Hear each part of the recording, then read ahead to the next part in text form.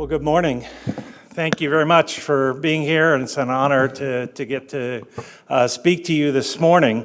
When we were doing the survey of raise your hand in what industry, I was a little confused because I still wanted to raise my hand as an educator, even though I've retired from the university for a long time, so it felt weird to raise my hand on the private sector.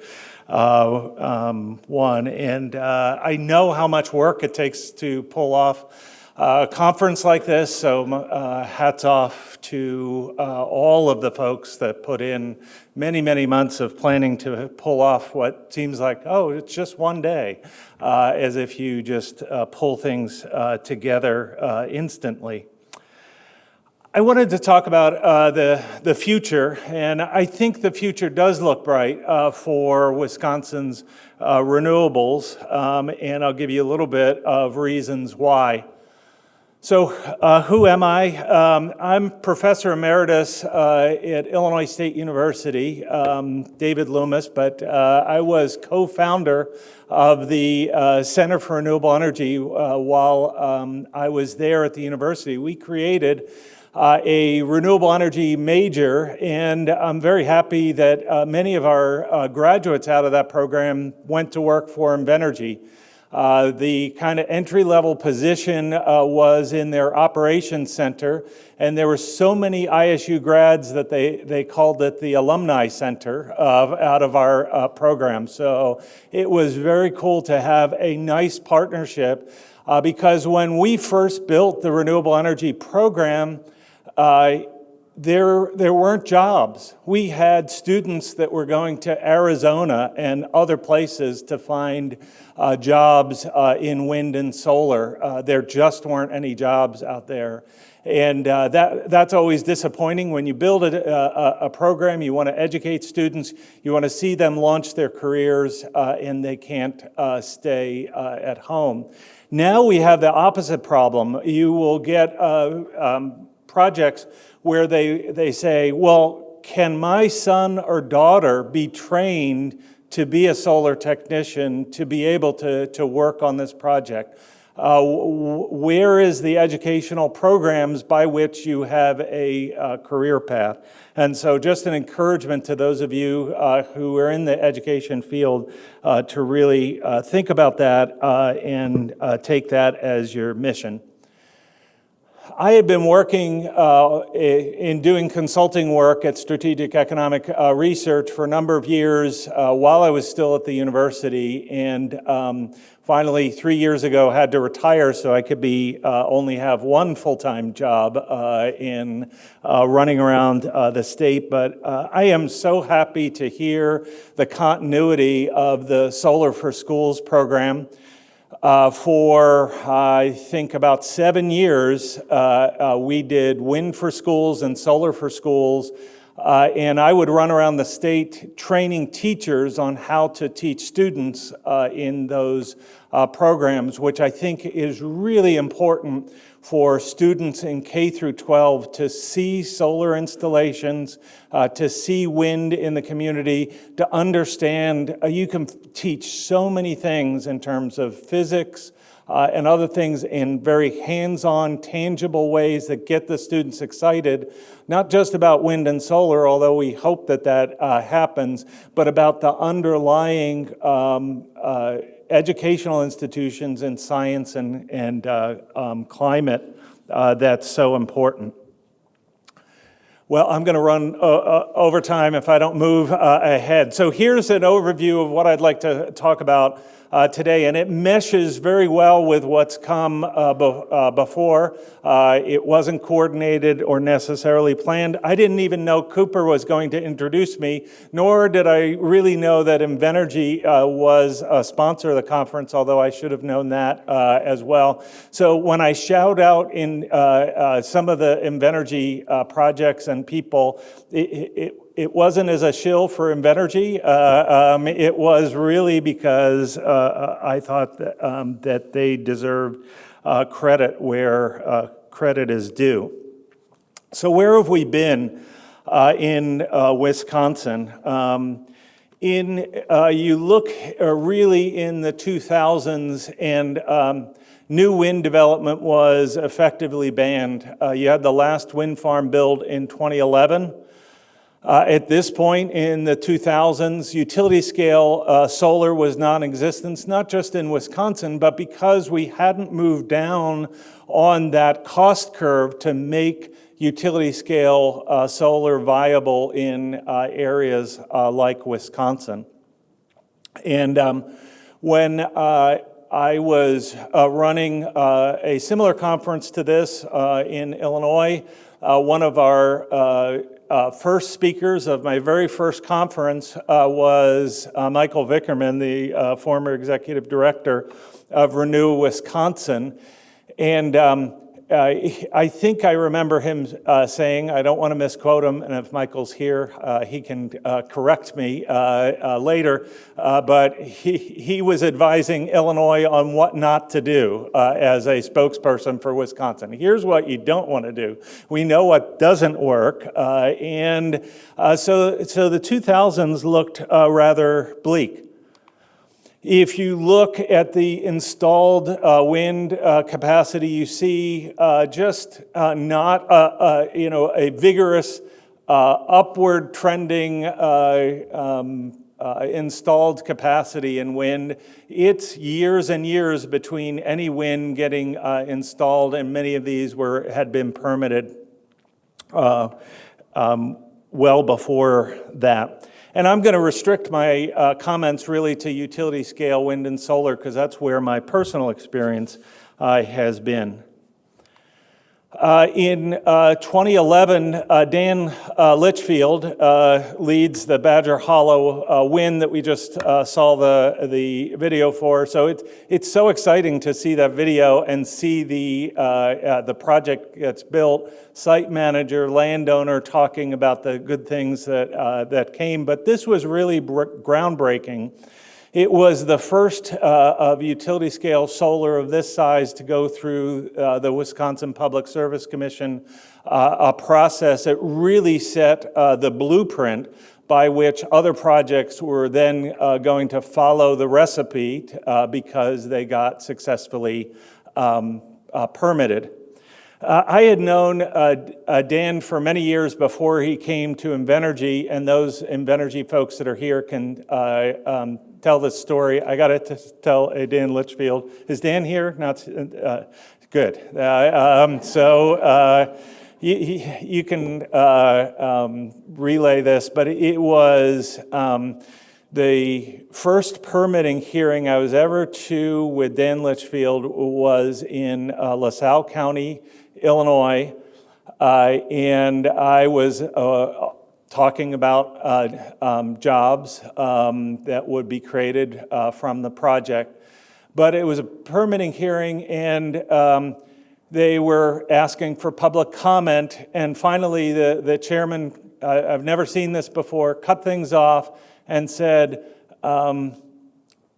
is anybody going to speak against the project? Because it was person after person that was lining up to say, this is a great project, you should approve it. And they had a long line of people, so they just wanted to sort out, is anybody here to speak out against the project? Not a single person raised their hand to speak out against the project. Finally, somebody in the back of the room raised their hand, and okay, finally, there's one person, but it was the local union rep who said, listen, we have 14% unemployment in the county. Our union guys could really use this work. We're for the project, and so is the community. And a bunch of people, clapped. And I was like, wow, what planet does this happen? Those were the good old days for developers. Doesn't happen today. I don't think Dan's ever had a project since then, but that was one of my first experiences with Dan. Solar, as we look, is a better story. You see consecutive years. You see, there's always some up and down, but we are seeing just a lineup of new utility-scale solar being built year after year with some momentum behind it. In 2025, really the end of 2024, Vista Sands got approval, a 1.2 gigawatt facility, just huge. And Badger Hollow Wind, again, the first wind project to get approved in decades by the Wisconsin Public Service Commission. And so I'm hopeful that Badger Hollow Wind follows that pattern of Badger Hollow Solar that provides a blueprint of how do you get a wind project permitted and move forward so that you have continued momentum. Just in the way of background, I think our company has worked on 24 different Wisconsin projects, and I've testified before the Wisconsin Public Service Commission 15 times, so much so that Judge Newmark and I are on a first-name basis here. I think one of the benefits of Wisconsin is the Wisconsin Public Service Commission process. And I've done some research on this kind of question of local versus state, because some states have moved away from a local permitting process to a state process like Michigan, or you've had states like Illinois where they've set state standards by which the local entities have to abide by. So the ordinances have to meet some minimum standards set by the state. And you can look at the pros and cons, but really a state process is a more formal legal process, especially when it's run by the Public Service Commission. There's more certainty, there's more adherence to standards, there's more sophisticated experts that are going to review the documents, there's more experienced and sophisticated decision makers because they've seen repeated projects as opposed to a local entity that just, might be their first or wind or solar project, so they don't know what they don't know yet in going through. The downsides of some of the state permitting is that it usually takes longer. Some states have an expedited process, but it's a lengthy process, and there are times in which a local process can go much quicker. But the length of the hearing is usually much more confined. It's usually 1 to 2 days for the hearing. I was involved in a project that had 6 months worth of at least weekly hearings, so at the local level.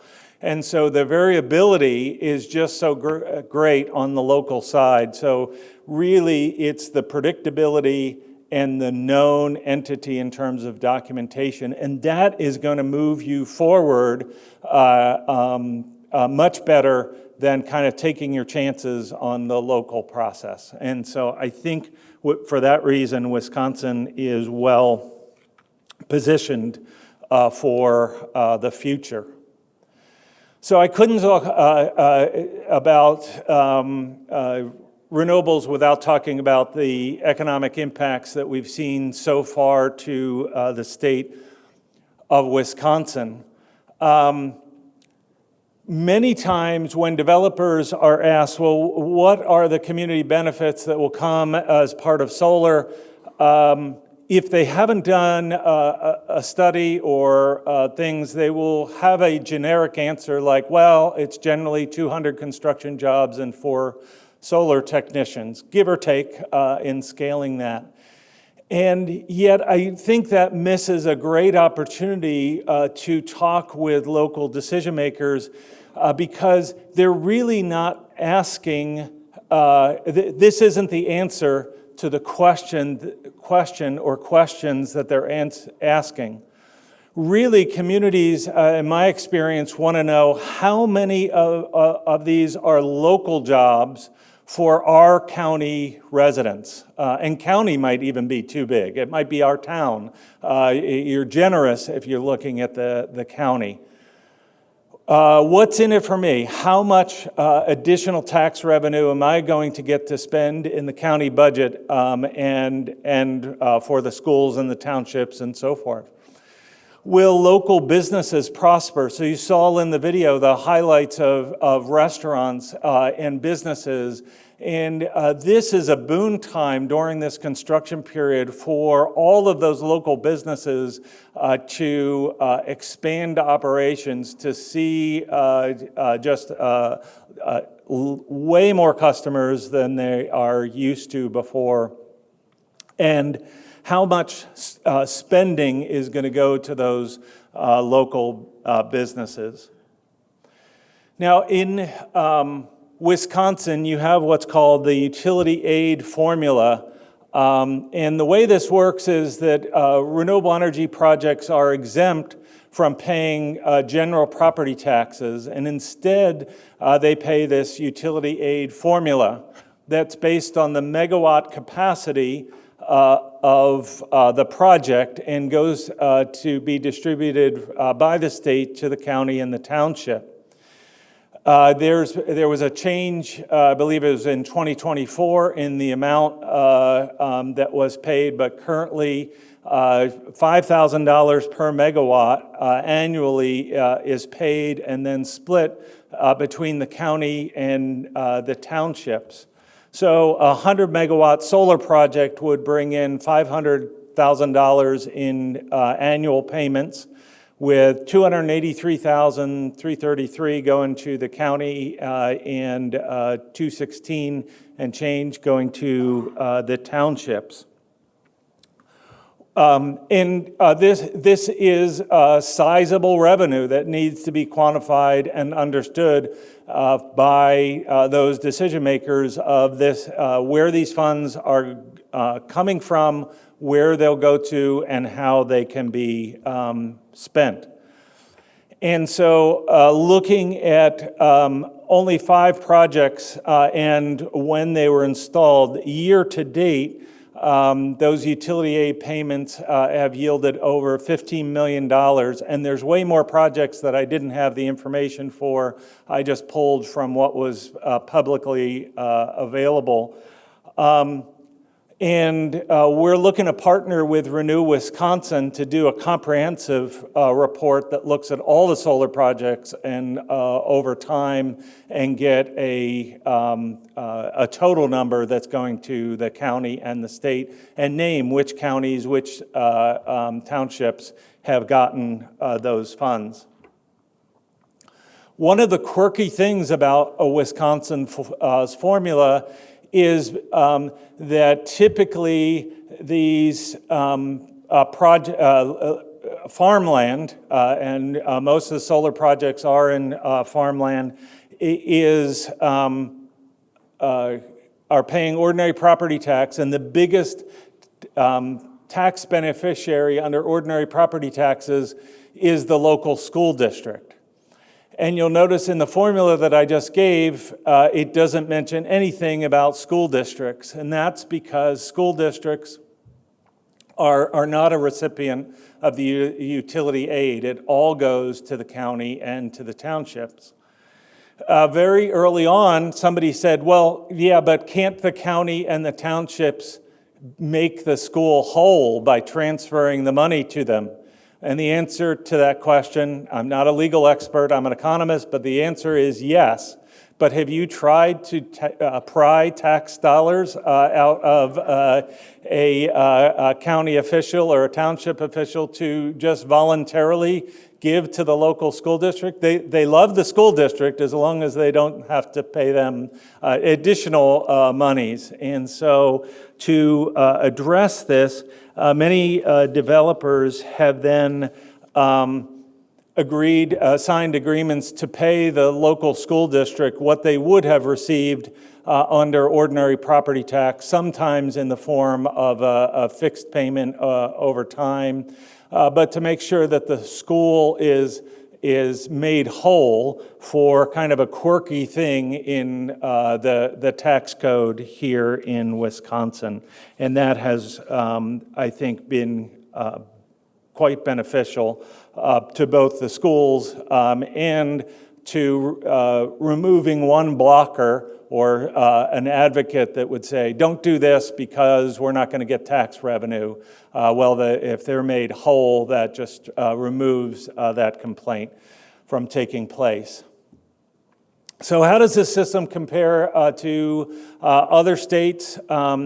It is unique. If you look at Iowa has a phase-in for wind that's advantageous at the beginning period so that you don't pay the full value of property taxes for a wind project, but you pay 5% phase-in in the first year, 0%, then 5%, 10%, and so forth. So it doesn't come till year 7 that you see this steady state of property taxes coming in. So you get developers get a tax break, if you will, during those first 7 years of operation.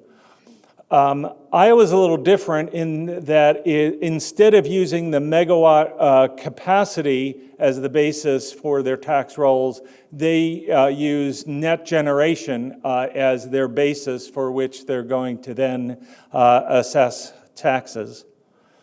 Illinois is a little similar in that they use a megawatt capacity basis, but in Illinois, it's adjusted each and every year for inflation, and there's a factor for depreciation. So it's a little more complicated than what we have here in Wisconsin. And Indiana has just changed their law to have a much faster depreciation schedule such that the taxes decline are higher, and then they decline quite rapidly. So if you look at kind of at the Midwest and surrounding states, Wisconsin has a fairly good and robust taxation system if you can get over that school district hurdle that will provide benefits into the community. They would take away my PhD in economics if I didn't have a slide on jobs, or my sales team would fire me if I didn't talk about jobs. I aggregated 23 Wisconsin projects that are in the public record to say, what have we seen in aggregate for those 23 projects in terms of jobs. And in economics, we'll separate those jobs into 3 different buckets. And this is an important educational point for local decision makers. It's not just the direct jobs. Direct jobs are those things that you can see if you're looking on site. It is the noses that you can count at the construction site. Who is being paid by the developer or their contractor to actually build the project. And really what we want to know is how many local county workers will be working on this project and how many people will be coming in from surrounding counties but still in the state of Washington to work on this project. And then, of course, there's people with domain expertise that are going to come from out of state. There's the turbine manufacturer that's going to have their own engineers that are going to be in site, and typically they're not located. So there's way more jobs than just this, but this is typically what decision makers are asking for in this information. So you see 2,200 jobs in the local communities, 6,400 jobs for the whole state of Washington from this.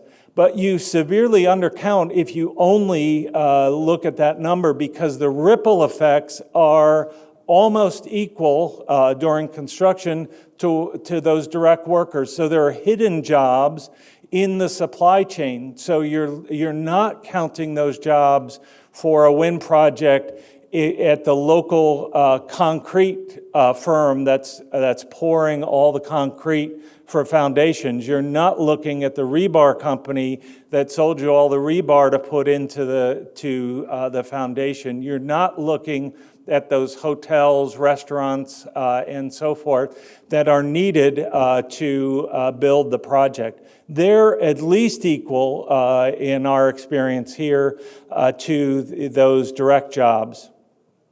You can see then finally on operations side that there's fewer jobs, and certainly people will look and say, oh, well, those construction jobs, they're short-term construction jobs.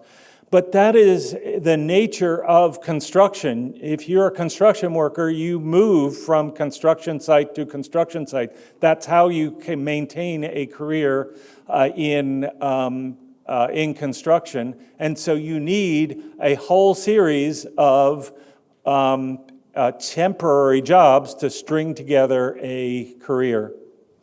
Operations, though, smaller in number, but these are, people will call them permanent jobs. They're annual or ongoing jobs.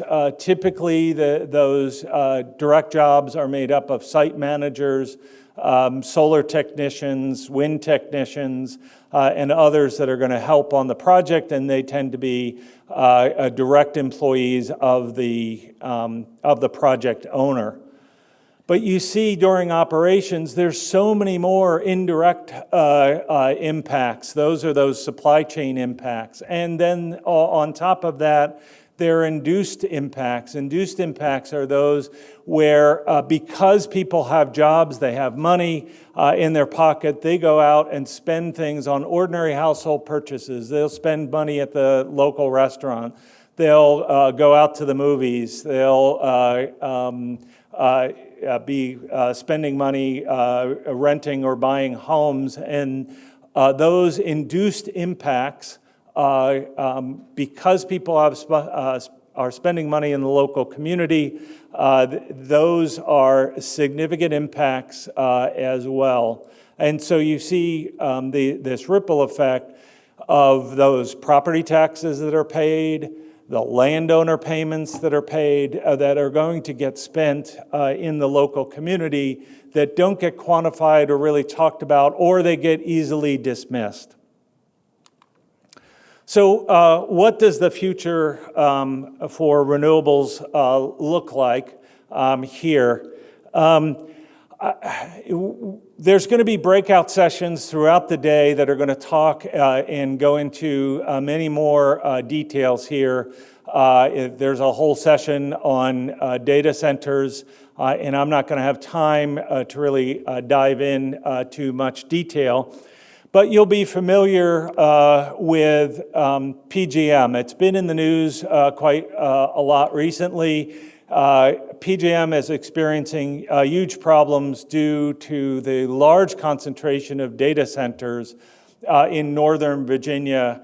And that's being kind of looked at as a microcosm for what's going to happen across the country, because they were the leader. It's highly concentrated in a single corridor, and FERC and PJM are trying to figure out what to do about this issue. those of us who are energy economists read nerdy things and the followings at FERC and so forth, but you've really arrived when Planet Money does a podcast about data centers and electricity use. You're like, okay, this has really gone mainstream. Everybody needs to know about this. When you look at PJM's overall growth over the next year, that this is such an alert for, in the podcast, it said 5%. PJM's going to experience load growth of 5%, and that's a crisis. And I know, I've been in the industry and studying this for 30 years. I know that we've experienced no load growth, and we've been working hard with energy efficiency programs to reduce that demand. But I was actually shocked that 5% is what we're talking about as being a crisis, a 5% load growth. Really, it speaks to me, and this is not to indict, regulatory economists, public service commissions, utilities, and so forth, but it is, I think, a wake-up call that the industry needs to figure out how to get nimbler. We have had integrated resource plans. We have looked out 20 and 30 years out into the future. We try and look at these long cycles. We ensure in a regulatory setting that all of the capital deployed is used and useful. But as we look to say, how do we mimic in regulated markets more of the positive impacts of the true free market dynamics, we may have to change some of those tried and true regulatory principles in order to move forward. And I think both supply and demand need to be agile and to deliver optionality, meaning we could do it this year or we could defer to next year and be able to vary a little bit. And we can't always co-locate renewables with a data center. That seems to be the easiest and elegant solution, and you've seen some of the providers, Microsoft included, that have said that they will look to bring their own energy supply. And the easiest way to do that is to co-locate those renewables with the data center, but you can't always do that due to physical constraints, community constraints, and otherwise. So I really do think it's a wake-up call. This was what I would leave you with, that if we view 5% as a crisis, what does that speak to us about as an industry? The call of the hour is to build while there's demand, and we need to mimic or look for changes that we can make as an industry as a whole to be able to meet those demands. And that in turn will brighten the future. If we look at the other markings on the wall for Wisconsin renewables, there's, I know, I bring up all the controversial topics. I know transmission is one of those as well. Data centers, we'll just get them all out in one talk. Transmission in and out of the state could be an opportunity for more renewables and renewable growth. I think there, as I see it, seems to be more acceptance and embrace of renewables in Wisconsin than I've seen in many other communities in the Midwest. And so to the extent that projects get denied or developers are looking at where they want to do business, I think Wisconsin stacks up very well compared to the surrounding community. So in summary, I think the existing pipeline of projects, there are lots of projects that have gotten permitted that haven't been built yet. So I just showed you the installed capacity. That's not the end of the process. That is the end of the beginning and the start so we still have kind of an inventory, if you will, of projects yet to be built. And yet we want to continue to build up that pipeline of projects to go through that permitting process because it does take so long. It is predictable, but it's going to take a while. So you have the advantage of having a well-defined state approval process that's been proven. You've shown that there are proven economic benefits from existing projects, as I showed you with the utility aid payments or construction and operation jobs that are already happening on the existing projects. So it's not the case where Badger Hollow Solar, being the first one back in 2019, is talking in theory. There's a lot of projects to go out, look at, and see the proven evidence that have taken place. I think a lot of what I've seen in community acceptance has been visual impacts. And my former life was working in the telecommunications industry, and I am so old that I worked in the industry before there were cell phones. And I was in the industry, and they talked about how terrible the wireless towers were. Does anybody old as me remember this great debate and people saying, they are so ugly, they are so terrible, they are awful, we are not going to allow any of these towers to be built? When's the last time you saw one? Like really saw one and said, oh, that's ugly. I wish they hadn't built that. No, rather you're shaking your phone to say, I only got 4 bars. Where's my 5th bar? It's 5G instead of LTE. Why don't they build a tower closer here? We want to make renewables that much to say, why don't I have solar in my community? Why haven't they built here? I've got to go to the next county and it's inconvenient for me. I want solar and wind in my community. And so that will be the real sign of success if we can get to that point where people are begging developers to come to their community and say, why don't we have this resource local to us because I really want it to be here. So thank you.